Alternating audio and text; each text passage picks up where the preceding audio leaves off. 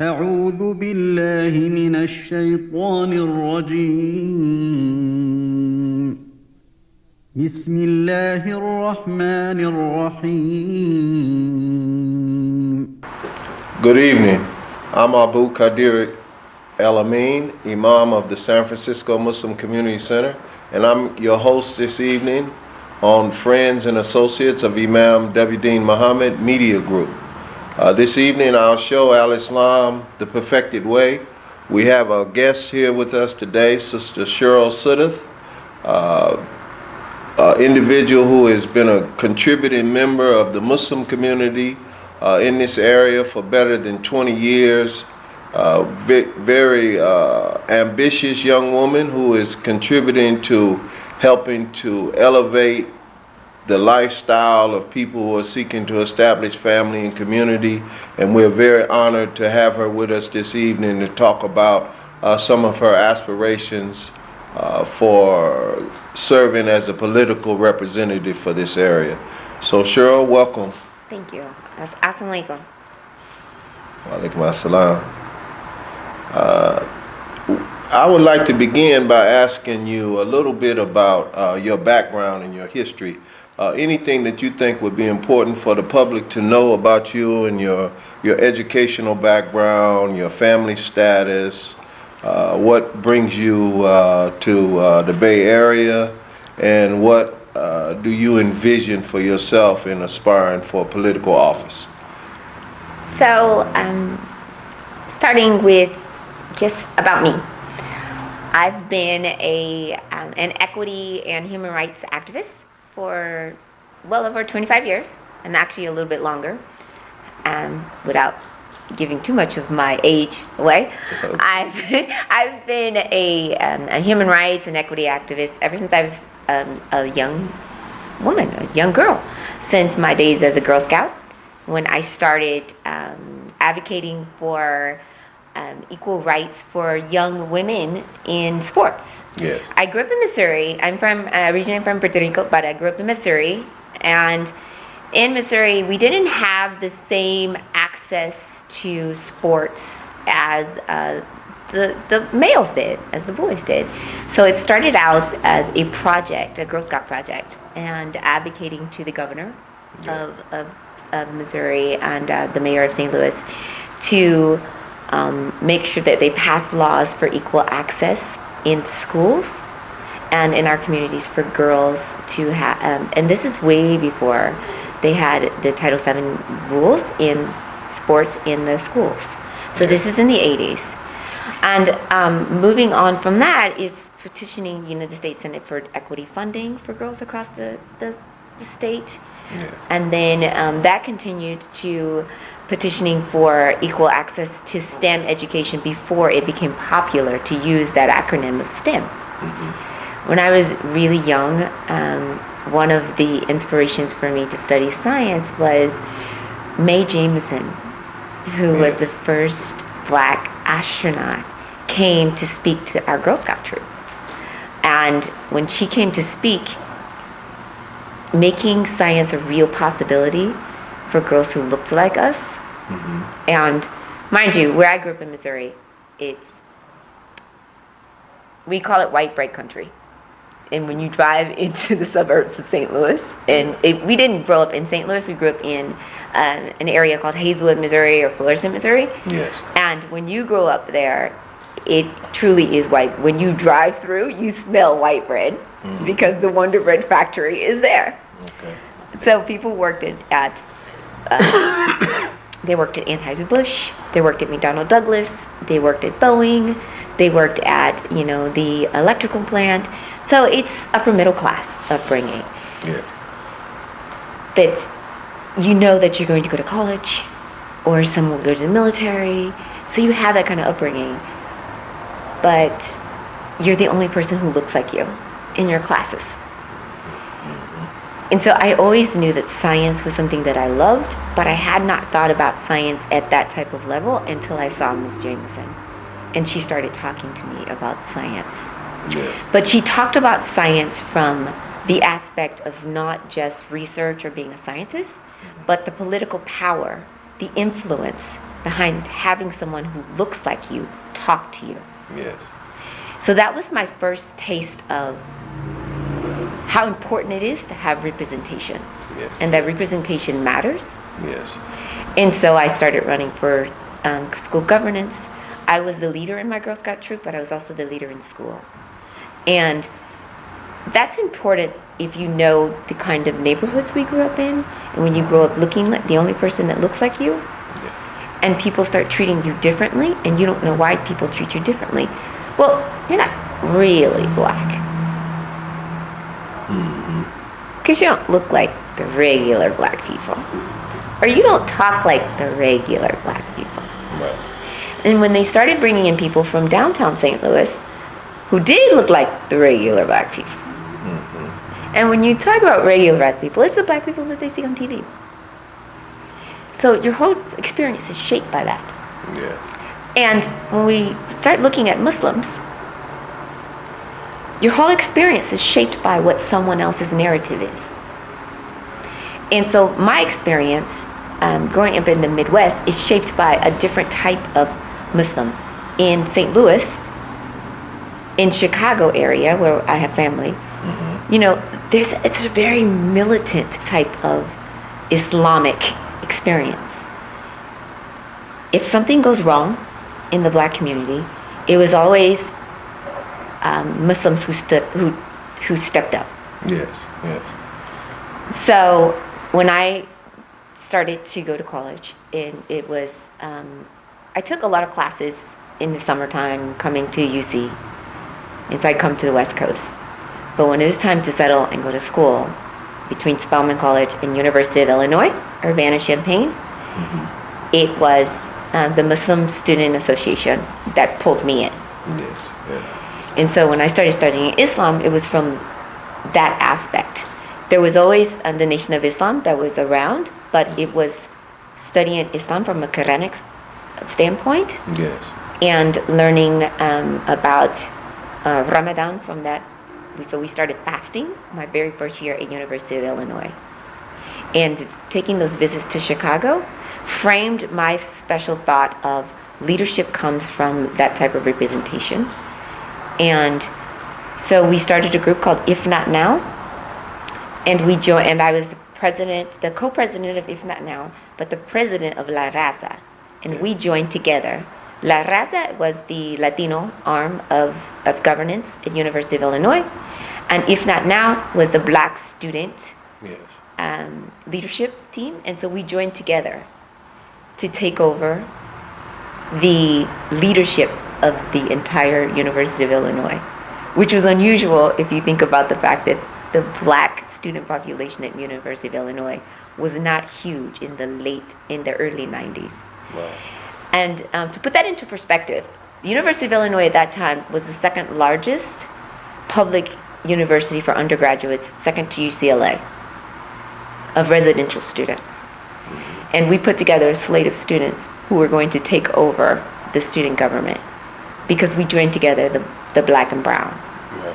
And that has framed my thought even from running for office when I ran in 2014. So some of your Yes. experience in school helped you prepare yourself for seeking and aspiring for political office. Now, I'm a little bit familiar with Champaign, Illinois, because I was born about maybe 15 miles from there. Yes. And it's a very small town. There's not a large African American presence there, Yes. nor a large Latino presence there. Yes. So I understand the demographics there. Were you successful in taking over the leadership of the university there, the student leadership? Actually, we were very successful. We were Good, successful good. taking over. We were successful in actually not only running a slate for student government, but running a slate for homecoming, Yes. king, queen, and princesses. So, Right. and it all became because we figured out how to work in collaboration and coalition. Yes.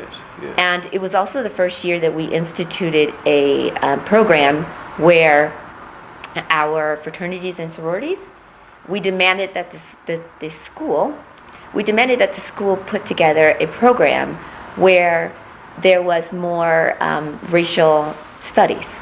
because we were having a lot of problems with racial division on the campus. Yes. So the school agreed to put together a fund where we did a brother-sister program. So our sororities, it's called the Black Greek Association, and then the Greek Association, we traded houses for the week. And during that trade, we also did a lot of different programs. We brought down Minister Farrakhan for our week, and we also brought down Joanja Kunjufu, and we brought down other national leaders to come and speak about issues on race and division, and that taught us all valuable lessons in the power of coalition and the power of having our voices heard. That learning those experiences when you're a teenager carries a lot of weight 20, 30 years later. And so 25 years later, I've understood that the power of the community is more pronounced when you have an agenda. Yes. And it cannot be underscored if the community wants it to be. So I studied, to go back to your original question, I studied cellular molecular biology and biochemistry at University of Illinois. And while that doesn't sound like it's political in nature, right, it is, because what it taught me is using those analytical skills and using the power of being very well organized and being very well thought out, helped me in my, not just in politics and social justice areas, it's helped me in my professional career. I've spent the last 25 years at Sony and then Siebel, and then working in federal contracting at Goodwill. And using those skills in social justice and in, I call it criminal injustice, and working towards immigration rights and working in racial justice and in ACLU and fighting those causes. But all of that comes back to being able to train my brain in such a way as a scientist to weed out through a certain process to work on those issues by looking at what is the end result that we want and then working backwards. Yeah. So in your current career, you're aspiring now for assembly person of the 15th district? Yes, sir. And the 15th district represents what areas? Can you talk a little bit about that? And another thing that I want to ask you to speak to,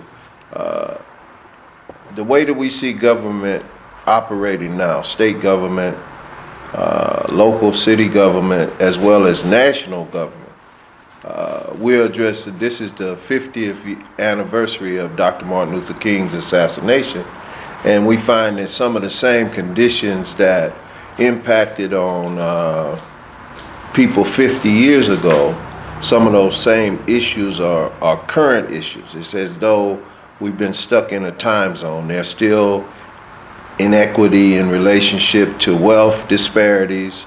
There are still racial motivated incidents where it appears on the surface that black people get the unfair treatment when it comes to law enforcement and how interactions go with the police departments and things of this nature. So what do you envision bringing to the state assembly in terms of your leadership that can help offset some of that status quo? What vision do you bring for bringing a new leadership? Because if we continue with the leadership being the status quo leadership, we're going to have more of the same, and we have 50 years of evidence to that. So how would you address that question or statement? So absolutely. So let's talk about this for a moment. So first of all, thank you. So first of all, the 15th Assembly District. The 15th Assembly District is really, really diverse. It starts in around the middle of Oakland and just right before Lake Mary. And it walks us through 12 cities, through Alameda County and Contra Costa County. So we're looking at Albany, Berkeley, Albany, Berkeley, Emeryville, Piedmont, Oakland, and just a sliver of Oakland. And then we get to Contra Costa County. So we have El Cerrito, El Sobrante, Pinole, Richmond, and including North Richmond, Kensington, Hercules, Pinole. And there's a small part of unincorporated Contra Costa up near El Sobrante. And we happen to live in El Sobrante and then part-time in Albany. Because of the diversity of District 15, Yeah. there was 9 candidates running, and there's currently 12 candidates running. Many of them are elected to office right now. You have some people on the city council of various cities and then on the school board. But each one of them are only representing, their areas of expertise. Yeah. So they're representing, Oakland City Council in North Oakland, the Berkeley City Council, the El Cerrito City Council, the Richmond City Council, Berkeley School Board, and then East Bay Mud. And what has happened over the years is our current representative, Tony Thurman, who's from District 15, and the representatives before him, they've been looking at this as we have one solution that's going to fix the problem in all of this area, this diverse area. And that just doesn't work. You have 12 cities in these communities, and each one of them are very distinct. Yeah. The housing issues that Richmond faces are not the same as the ones that Oakland faces. Oakland's demographics are different from Piedmont, and that's different from Richmond, and that's different from Pinole and Hercules. I've spent the last 25 years working volunteering or doing community service work in each one of these 12 cities. Not with an eye towards running for office, but with an eye towards either human services or volunteering, or my children have played sports or been involved in each one of these cities. So you have a vested interest based on your own personal experience living in these areas. Absolutely. So when I first came to California in '92, my father-in-law was living in Kensington, and my mother-in-law was living in El Cerrito, and my husband and I actually came to Kensington, and then I moved into El Cerrito. Yeah. I worked in a combination of San Mateo and Emeryville. And then I started working over the years I was working in Oakland, but I was volunteering in Boys and Girls Club, in El Sobrante, and in Richmond at Salesians. And I've been doing that for 25 years. My children went to school, Claremont School, in Oakland. Yeah. Then we moved over to El Sobrante and Albany. Children went to school at Valley View in El Sobrante, and then they went to school in Albany. My daughter, gymnastics, head over heels, right in Emeryville. My sons have played baseball, basketball, football, wrestling, daughter, tennis, in Emeryville, Oakland, Hercules, Terra Hills, which is in San Pablo. What about your involvement on Richmond. On school boards, parent-teacher association? I've been on the PTSA president, the school board, the school site council, the school oversight bond committee, the principal's choice committee, the superintendent's committee to not close down schools in West Contra Costa Unified School District, the Albany Unified School District. I've been on each one of their sports districts. I have been on the parent committee, usually as an officer in one of those sports committees, the boosters clubs. So what happens is this: people say, "Oh, I've been elected to office," and then that's all they do. Yeah. And I've chosen to not just be a person who is elected to one office. I've chosen to be involved in the communities in which my children are involved, in the communities in which our family is involved, and make sure that I'm not only mentoring my children, but mentoring the children around my children. Over the years, I've mentored just around 1,460 young women and 450 plus young men. So in terms of what you bring to the state assembly would be your diverse background in working with people at different levels, administrative, as well as corporate? And then what about your financial experience, managing budgets and things of that nature? Can you speak to that? Let's talk about that. So, in industry, as you know, they're called P&L positions, profit and loss positions, and they're very rarely open to many people, especially not women, and especially not women of color. Yeah. And I've been very fortunate because working at Sony and then Siebel and then Goodwill, multinational corporations, I've negotiated deals of up to $500 million. And across the world. I've lived in Germany, I've lived in Egham, UK.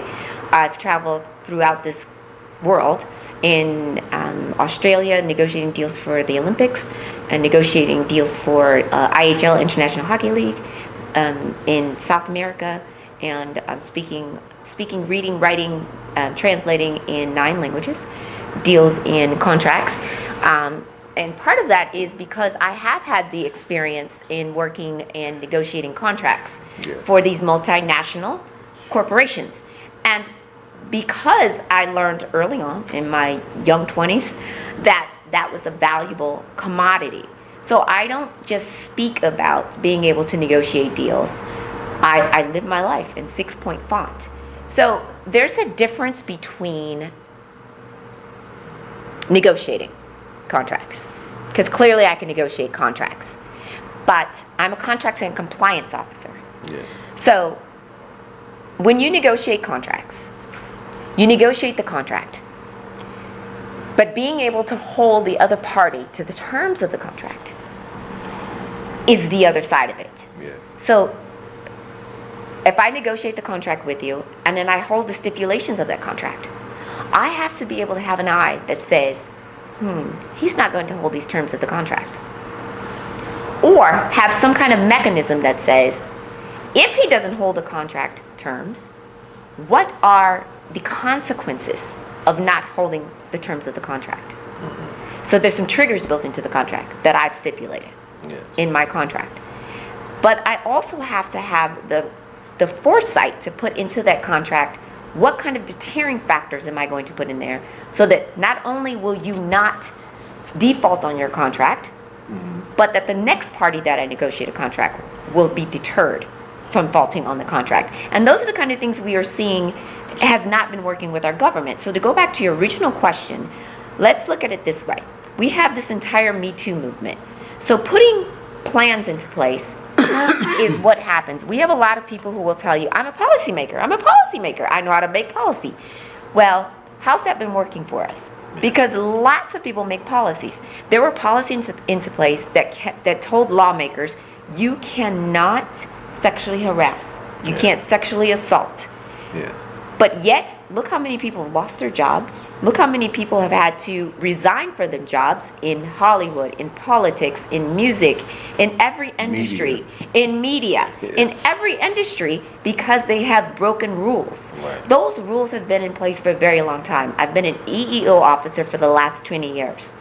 I've been a sexual harassment trainer.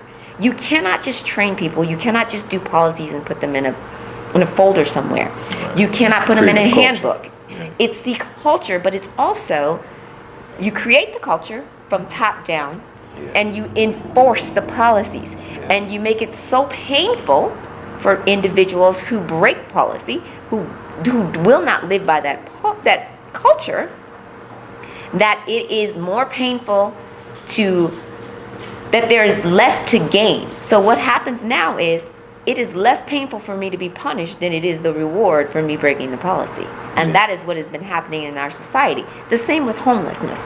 When we deal with homelessness and housing, the reason why there is no urgency to fix housing, and we can just be very frank, is because the people who are homeless, 70% of them look like you. Oh, they're the people that are least valued in the society. They're the least valued in society. The least valued in society. So when 70% of them look like the people who are legislating, you will see a change. So the change in dynamic either has to be that 70% of the people who are at risk for losing housing have to become your legislators, or have to become the ones by whom the legislation is being passed. So we have to make a change on one of the other ends. So either we change the legislators or we change the legislation. And my solution is we need to change the legislators So, so that the people who are passing the laws have a vested interest in the people who need the housing, the people who need the education, the people who need the food, the people who need the equal pay for equal work, the people who need the health care. Because as it stands, if I am comfortable, if I am okay with the status quo, what incentive do I have to make a change? my next question is, with the federal block grants that are given to cities, that's a competitive process, I understand, for the federal block grants that are used for housing development.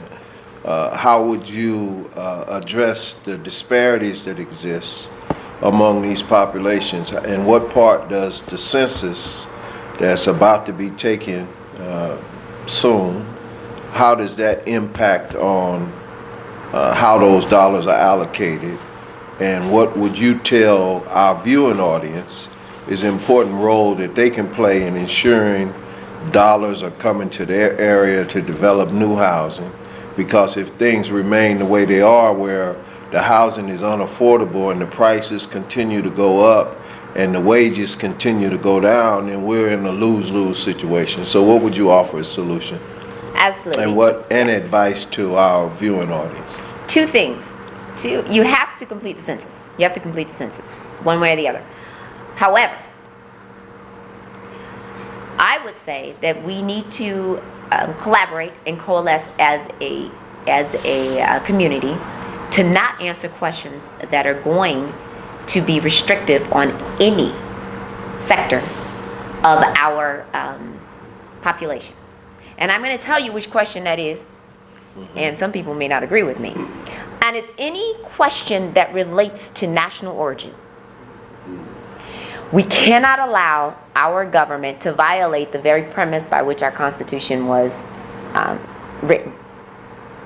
Any question that requires us to reveal our immigration status or our national origin violates the very fabric of our constitutional privilege. That's first. Secondly, you have to answer the census because, one, it's a citizen duty, and two, we have to have an accurate count of the people in our counties and in our neighborhoods so that we can get the services that we need. The issue with the block grants is this. How tall are you? 6 feet. You're 6 feet, I'm 5'2".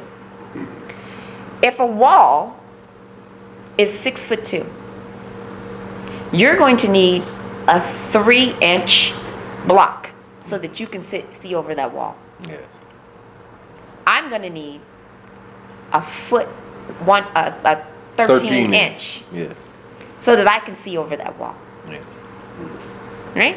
Mm-hmm. That's equity versus the equality. Yeah. Because equality says we both get a 3-inch. Right. We both get a 3-inch block, right? Right. Because it's equal. I believe in equity, not necessarily equality. Mm-hmm. Equity says we both get whatever we need so that we can both see over the wall at the same.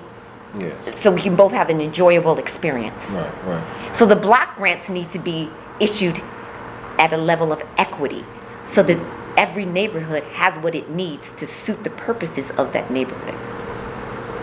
So what's needed in West Oakland, what's needed in East Oakland, what's needed in South Berkeley, what's needed in North Richmond is going to be different than what's needed in Albany. Albany has 2 homeless people. We know them by name. Hi, Harold. Hi, Susie. How you doing?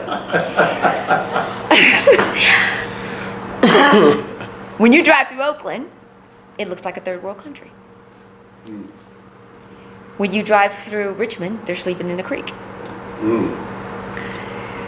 So, when you drive through Berkeley, you have a problem. San Francisco, they're sleeping in front of the financial district. Thank you. So we have criminalized behavior that before was not criminal. We have caused these issues. This is not organic. Let me just make sure that the people in the back can understand what I just said. Homelessness and the inability to pay 70% of your wages on living indoors is not an organic issue. It is a man-made issue. Yeah. And it is up to us as men and women to fight and to rail against that issue with our elected officials. It is our responsibility to do that. And it is our responsibility to refuse to pay 67%, 70% of our wages to live indoors. And the way you do that is if we have to camp out on Libby Schaff as the mayor of Oakland, Tom Butts as the mayor of Richmond, Jesse as the mayor of Berkeley, if we have to camp out on their front lawns to prove that point, then that's what we need to do. We have to go up there and camp out on Governor Jerry Brown's lawn to do that, then that's what we have to do. That type of civil demonstrations is what needs to happen. Prices only rise in housing based on market acceptance. You refuse to pay it, it refuses to rise. It only rises based on what people are willing to pay. So Whatever the market can bear. whatever the market will bear. So if the market doesn't bear it, guess what? It won't happen. Right. So there's some protections that also can happen. What usually happens is people are chanting and saying, oh, well, we need to repeal Proposition 13. We need to repeal Costa-Hawkins.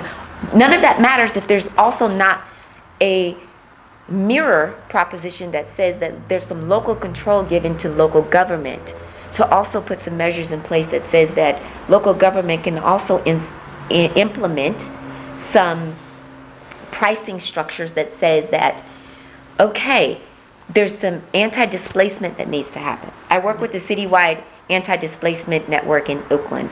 So if it's cheaper for me to pay you a fee so that I can get you out of my house, that's what people are doing. Yeah. So what happens with the loopholes in these tenant protections is, what they're saying is, okay, if I displace you, I have to pay you X number of dollars in order to displace you. Well, let me see. If I have to pay you $9,000, even $19,000 to get you out of my rental unit, I'll pay you, because I'm looking at the fact that I can pay another $5,000 to fix that unit up, and I can rent it for a lot more. And in the end, I can get a lot more money out of that rental unit in Albany than it cost me to get you out of here. That should not be able to happen. I should not be able to pay my way out of displacing you. I should not be able to pay my way out of causing someone else to be homeless. See, displacement is a gentle term for putting somebody under a bridge. Displacement is a gentle term for me walking over you as you're lying on a sidewalk. That's a nice term. That's a nice term, and that's why people use it, right? Meanwhile, you can't find another place for $19,000 because you have to get money down, right? The first and last month's rent, and then you have a family, so you can't just go get a one bedroom, and then good luck finding some place that's going to take it, and then you still have to work. Right. So you're stuck, and that money is going to go fast. So we have to look at some realistic ways to keep people in their homes. Now let's fast forward. What I'd like to see in the initiative that I'd like to put forward is, we have a lot of empty buildings in Oakland. We have a lot of empty buildings in Berkeley. We have a lot of empty buildings in Richmond that have been empty for a very long time. If you go down Mandela Parkway, if you go down into North Richmond, if you go into the other side of 23rd Street in Richmond and down San Pablo Avenue, there's a lot of empty buildings. And what they'll tell you is, even in El Cerrito, I've noticed there's a lot of empty buildings. And they'll tell you, well, those aren't zoned for occupancy. They're zoned for commercial. Fine. Some creative rezoning. Right. We can rezone some of those empty warehouses, because I've noticed that they've rezoned them and allowed people to open up marijuana dispensaries, marijuana redistribution companies. Mm-hmm.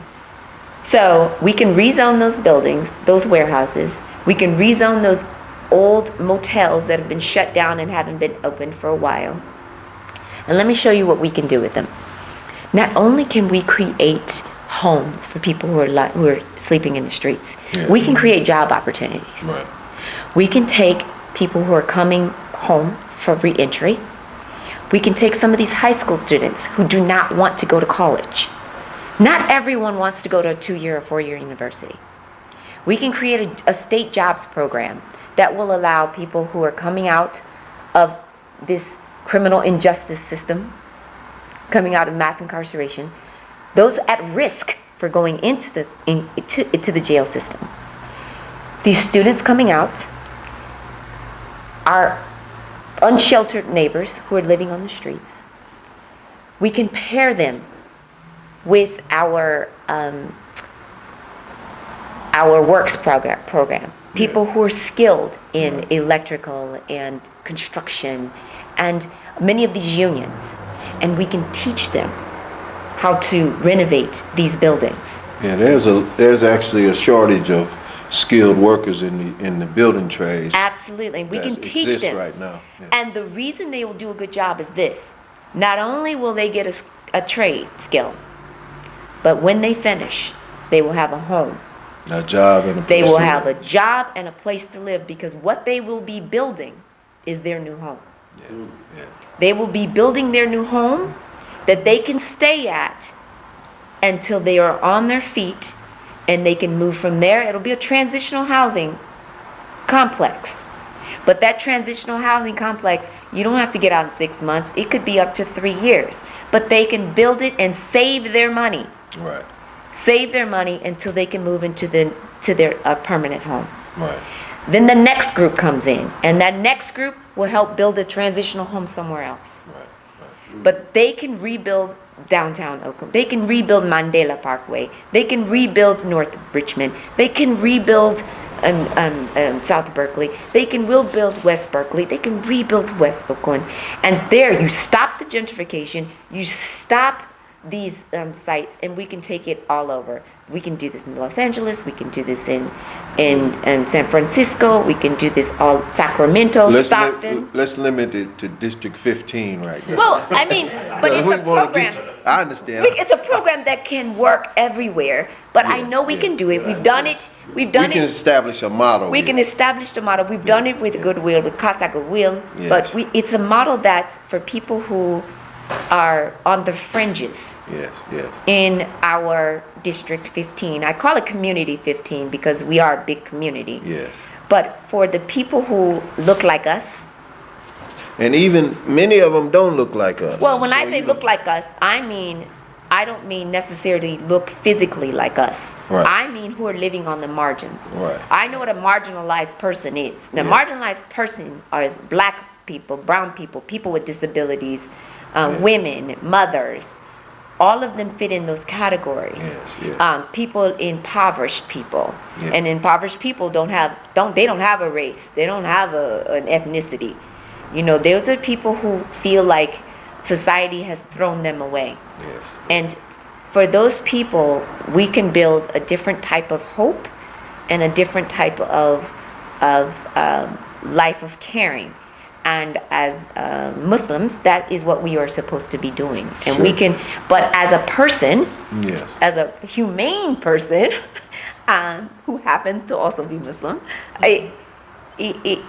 that's the difference between leadership and somebody who's just passing laws and sticking them in a notebook. Yes. So that's what hasn't worked in the last 50 years. Right. We are where we are 50 years later because we keep taking the same approach. If we keep behaving with the same knowledge that created the problem, Yes. we're going to continue to maintain it. Right. And We have to think outside of the box in order to overcome the barriers that we're faced with today. Absolutely. Now, my last question, I think, we don't have a lot of time left. What distinguishes you from the other 11 candidates, and what do people need to know about you to get them to vote for you in this upcoming election? What would you say to a person who doesn't know you, didn't even see this whole program? If they only see this last 5 minutes, what would you say to them in the last 5 minutes to convince them that you're the person that would be the best person to represent their interests in Sacramento. And you know, California is the seventh largest economy in the world. Absolutely. So with California being the seventh largest economy in the world, that means that our budget is substantial. One of the responsibilities of assembly person is they weigh in on California's budget and how those resources are allocated as far as infrastructure, the roads, the electrical grid, the housing, the school system, the prison system. So share with us why people should vote for you and how can they support you. Not just a vote, how can they support you to help you get into that office. So why me?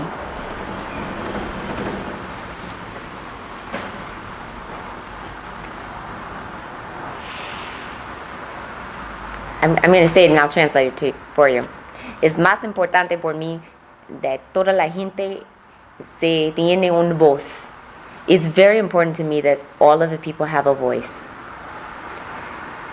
And very quickly, you know, in 2009, and Imam, you already know this story. In 2009, after the presidential election,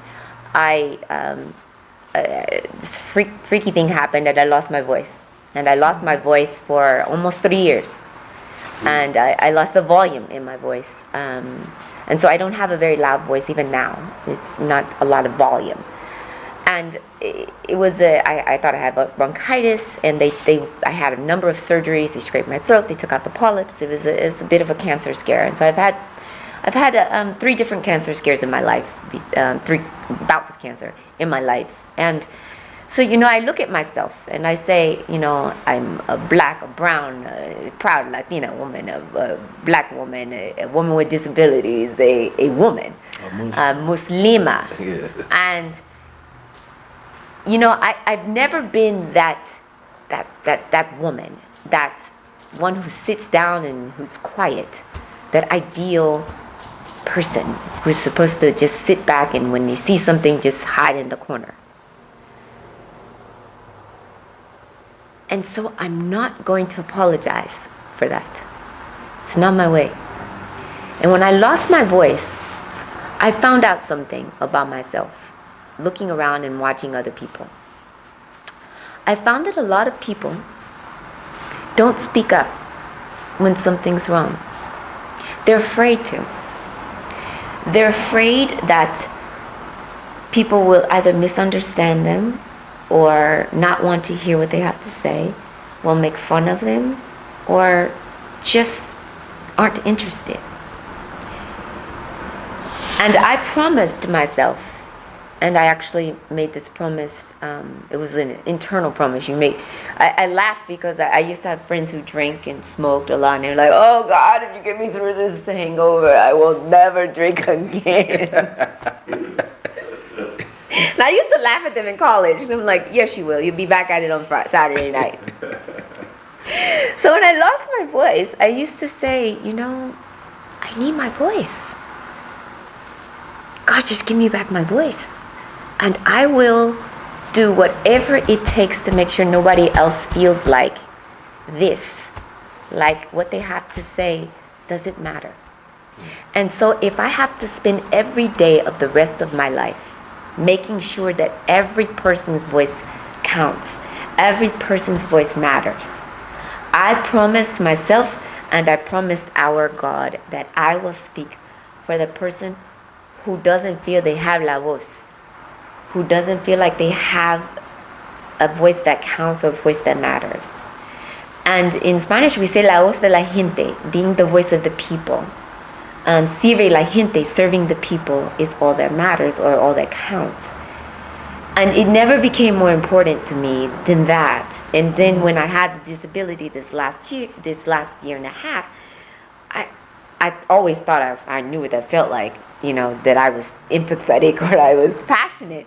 Until then, and now I'm even more passionate. I've been advocating for people with disabilities for 20 years. Yeah. But when it hits you, it's a different passion. It's a different feeling. And it's something that you can't let go of. You can't sit back and see things that are not right and let it go. So if you don't, I can't listen to people say, I support immigration rights, and watch people in a detention center be abused. Watch people in a jail be abused, but you say that you're for human rights. I can't sit back and see people say that I support people. Name, tell them your name and who they should vote for. Oh. I cannot I'm sorry. see people, I can't listen to people say that I'm an environmentalist, and what they really mean is that I save plastic water bottles. I mean, I'm an environmentalist. I studied this for 5 years. I've been doing this for 25 years. Or that, I support animal rights, and I've been a veg for 30 years. I don't eat animals, so that's what I consider supporting animal rights. We rescue animals. I believe that you put your money where your mouth is. So when I go and I talk to young people, when I talk to people who really do want to be involved, if I'm going to tell you to be involved in your community, if I'm going to tell you that we need to do this, when I say we, I don't mean you, I mean all of us. So I'm willing to put my life, my family, my livelihood on the line, and so I ask you to do it with me. Not work for me, not do it yourself, but do it with me. And I've been doing that for 25 years. I've been on the board of the ACLU. I'm on there now. I work in the Contra Costa Immigration Rights Alliance, the Racial Justice Coalition. I'm on the steering committee for both. I'm working with the Black Women Organized for Political Action. I work with the Dreamers Alliance at Contra Costa College. I've been working with, like I said, the citywide anti-displacement network, the Budget Justice Coalition, advocating for a values-based budget, the Oakland Justice Coalition, the Ella Baker Center, and I've been working, actually I work with about 25 organizations, but this is what I do every day. For me, it's not about politics in so much as it's about social justice rights. And each of us has an obligation to do whatever we can do before we leave this earth to make a true difference. And if we cannot, then we have not done what we were obligated to do here. I tell my children this. I have 3 of them. Both of my sons. It's not enough to be good students. It's not enough to even just be good people. If we can't leave this earth better than the way that we found it, then we have not done our job. We spent a lot of money with them at Morehouse, and it wasn't just for, there's a saying that Morehouse has, you don't leave Morehouse without Morehouse going, you don't go through Morehouse without Morehouse going through you. And so they've done a lot of work actually just giving back to the community at Atlanta. And now my 16-year-old is graduating this year, and she is making a choice on where she's going to go to school. And, when she leaves for college in a few months, she'll have that same lesson, that same opportunity to give back and do something. A requirement for all of them has been to do some social justice work and to work with us. I invite all of you to come work with me. But it cannot just be me. It cannot just be me. We have to be very strategic as a community to, okay, of course I want you to help get me elected, but I also want you to help me figure out who's next. And how many people do we bring along to change this dynamic? Because it's going to take a lot more to change the dynamic. So there's a Muslim day that's going to be held at the Capitol. Yes. Coming up soon. Would you encourage young people to participate in that? Absolutely. CAIR is sponsoring CAIR, C-A-I-R, the Council on Arab Islamic Relations, and so I would encourage everyone. American Islamic. I'm sorry. What did I say? I'm wrong. The Council on American Islamic Relations. They are sponsoring a Muslim Day at the Capitol, and it is imperative that we participate. Yeah. You have an opportunity to speak with legislators. You have an opportunity to have your voice heard. If you've never felt like your voice matters, it never matters if you don't speak up. We have to start writing our own narrative. We have to start framing our own stories. And that starts with speaking up. Yes. And so I would encourage all of you to go to the CARE website and register. They will have a bus that will take, if you would like to ride the bus, it will have a bus to take people there if you don't want to drive to Sacramento. But that will be coming up. And students, there's a special rate for students. And if anybody's interested in going, you can contact CARE office in San Francisco CARE. You can ask for Brother Osama. And if you're affiliated with any of the mosques in Oakland, San Francisco, or Richmond, you can contact me. And I'll forward you the information to get you on the list. There's no charge for you to go. Lunch will be provided. And it'll be a good opportunity for you to go learn about the legislative process and how we can hold our elected officials accountable to serve our needs as a community.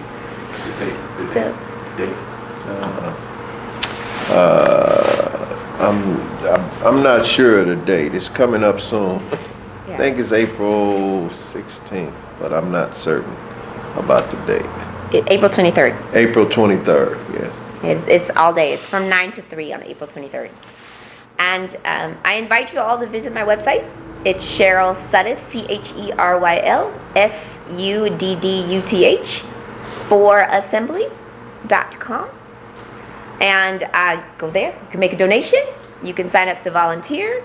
And come out. And there's some events that will be happening soon. So you can come out and join us. And we look forward to having you guys participate. And then you need to register to vote. Please register to vote. Everyone needs to register to vote. So whether you're in District 15 or not, we could use your support. And come out. Help us get more engaged. You have to be engaged in the process in order to have your voices heard. And la voz de la gente is the most important. The voice of the people. Yeah, we appreciate you spending time with us this afternoon. It's been very enlightening and informative, and we look forward to seeing you elected.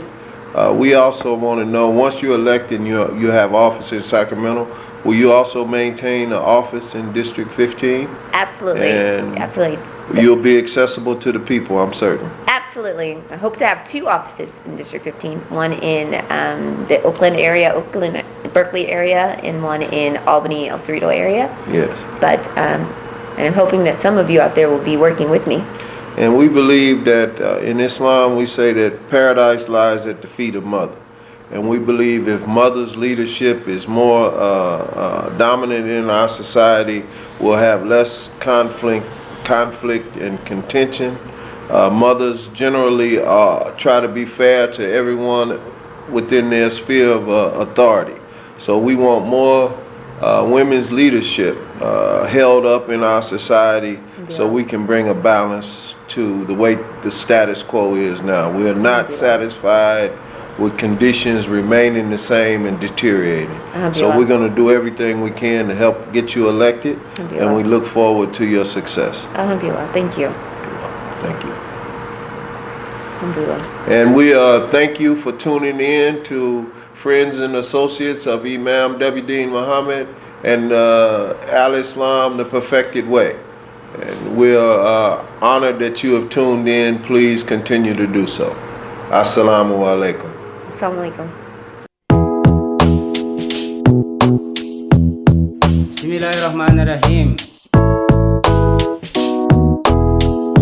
Faraftu iblisa wa jami al-mafasidi. Wa bismillahirrahmanirrahim. Qasamtu Rasulullahi sallallahu ta'ala alayhi wa sallam.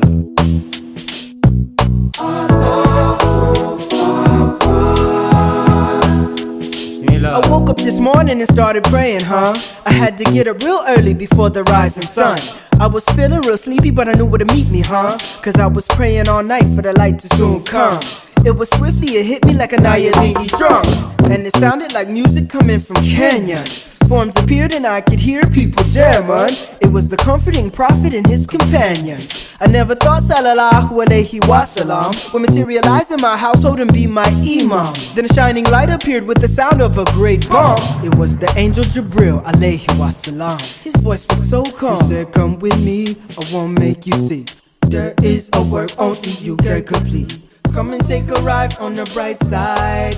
Travel 7 heavens to the most high. Just then the whole crew transported to a planet of lost souls, defiled and distorted. He said you